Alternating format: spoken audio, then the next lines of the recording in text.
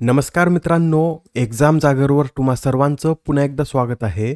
मित्रांनो, आजच्या चालू घडामोडीच्या सत्रात आपण नुकत्याच घडलेल्या घटनांवर आधारित MCQची प्रॅक्टिस करणार आहोत.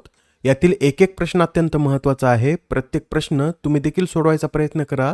येणाऱ्या एक्झाममध्ये या प्रॅक्टिसचा तुम्हाला निश्चित फायदा होईल. चला तर आपण आजच्या सत्राला सुरुवात करूया. पहिला प्रश्न पहा. भारताच्या पहिल्या खाजगीरित्या विकसित 800 KN full flow stage combustion rocket इंजिनचं नाव काय?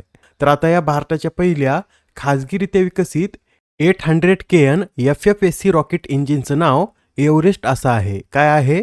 तर एव्हरेस्ट असं या रॉकेट इंजिनचं नाव आहे. या रॉकेटची निर्मिती कोणी केली असं जर विचारलं तर बँगलोर स्थित स्टार्टअप ॲस्ट्रोबेस स्पेस टेक्नॉलॉजीजने या रॉकेट इंजिनची निर्मिती केली आहे. हे इंजिन पुन्हा वापरता येणाऱ्या म्हणजेच रियुजेबल मध्यम वजन वाहून नेणाऱ्या लॉन्च व्हेकलसाठी डिझाईन करण्यात आलेलं आहे. महत्त्वाचा प्रश्न आहे, लक्षात ठेवा. कोणत्या कंपनीनं हे रॉकेट इंजिन तयार केलं? तर ॲस्ट्रोबेस स्पेस टेक्नॉलॉजीजने, व याला एव्हरेस्ट असं नाव देण्यात आलं आहे. Next question. आशियाई एरोबिक जिम्नॅस्टिक्स चॅम्पियनशिपच्या वरिष्ठ वैयक्तिक महिला प्रकारात सुवर्ण पदक जिंकणारी पहिली भारतीय कोण ठरली? या प्रश्नाचं उत्तर आहे पर्याय क्रमांक 4 म्हणजेच आरिहा पंगबम. या आता आशियाई एरोबिक जिम्नॅस्टिक चॅम्पियनशिपच्या वरिष्ठ वैयक्तिक महिला प्रकारात सुवर्ण पदक जिंकणाऱ्या पहिल्याच भारतीय महिला ठरल्या आहेत. त्यांनी या स्पर्धेतील अंतिम फेरीत एकूण 19.100 गुणासह हे अव्वल स्थान पटकावलं. या 22 वर्षीय आरिहा पंगबम कोणत्या राज्याच्या रहिवासी आहेत? तर त्या मणिपूर या राज्याच्या रहिवासी आहेत. बरं, यंदाची ही आशियाई एरोबिक जिम्नॅस्टिक चॅम्पियनशिप कोठे आयोजित करण्यात आली होती? तर हे पण लक्षात ठेवा, या स्पर्धेचं आयोजन फिलिपिन्समधील तगायताय येथे करण्यात आलं होतं. आता हा प्रश्न पहा. अलीकडेच चर्चेत असलेले आशिष यादव कोणत्या खेळाशी संबंधित आहेत? तर हे जे आशिष यादव आहेत हे एक भालाफेकपटू आहेत आणि सध्या ते चर्चेत का आलेत?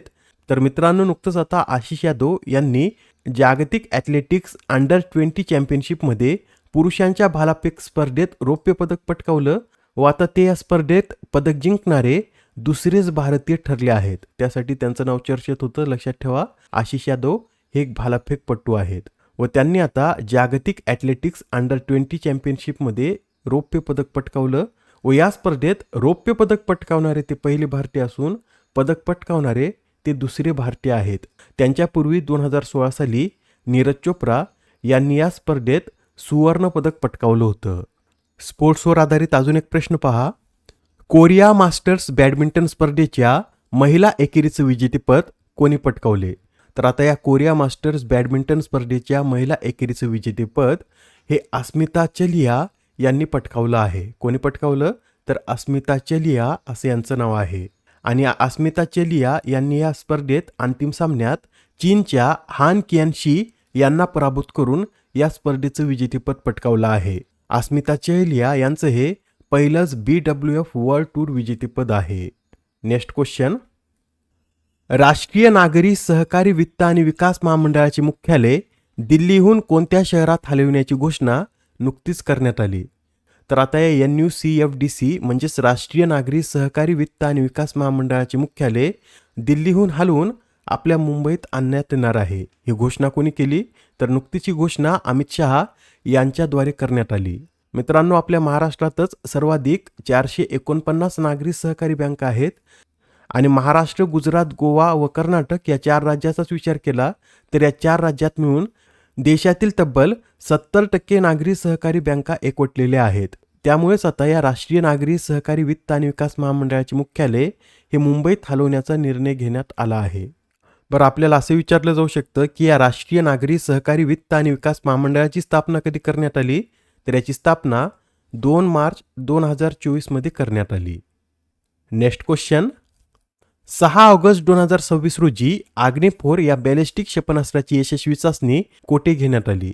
तर हे जे अग्निफोर क्षेपणास्त्र आहे याची चाचणी ओडिशामधील चांदीपूर येथून घेण्यात आली आहे. मित्रांनो, DRDOने 2007 मध्ये अग्निफोर क्षेपणास्त्र प्रकल्पावर काम सुरू केलं होतं. 2011 साली अग्नि-2 प्राईम याचं अधिकृतपणे अग्निफोर असं नामकरण करण्यात आलं. या क्षेपणास्त्राची मारक किती? तर सुमारे 4000 किलोमीटर इतकी या क्षेपणास्त्राची मारक क्षमता आहे. आता ही नियुक्ती पहा. इथिओपियातील भारताचे पुढील राजदूत म्हणून कोणाची नियुक्ती करण्यात आली?